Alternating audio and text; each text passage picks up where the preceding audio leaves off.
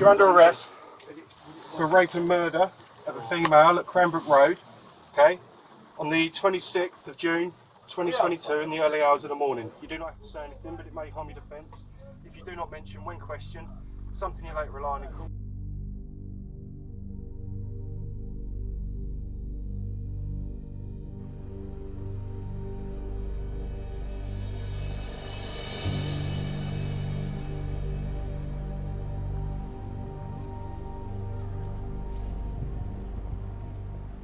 Jordan McSweeney was a dangerous career criminal. He had multiple convictions for violence and property offences. He'd served 9 prison sentences before he was released. In spite of that, the probation service assessed him as being medium risk. In the view of my inspectors, he was clearly a high risk of serious harm to the public.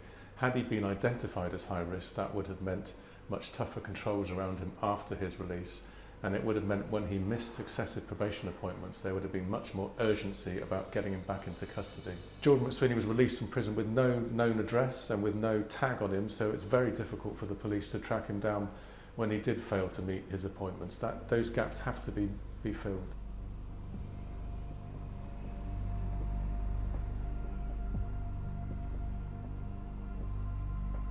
Our streets are not safe.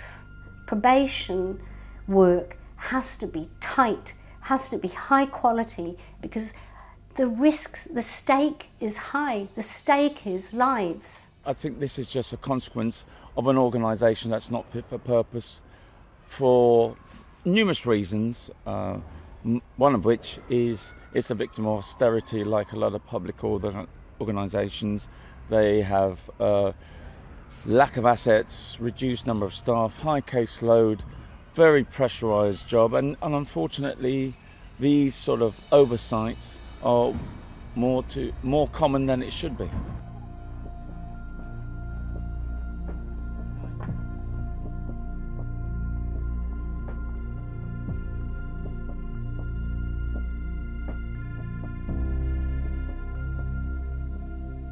Well, the probation service has been brought back into public control. More resources are being put into them, an extra 2,500 people, an extra £155 million a year. But this case is really just awful and heartbreaking. Thankfully this kind of situation is rare, but it's too often if it happens even once. And that's why the probation service are taking on board all of the inspectors' recommendations around risk assessments.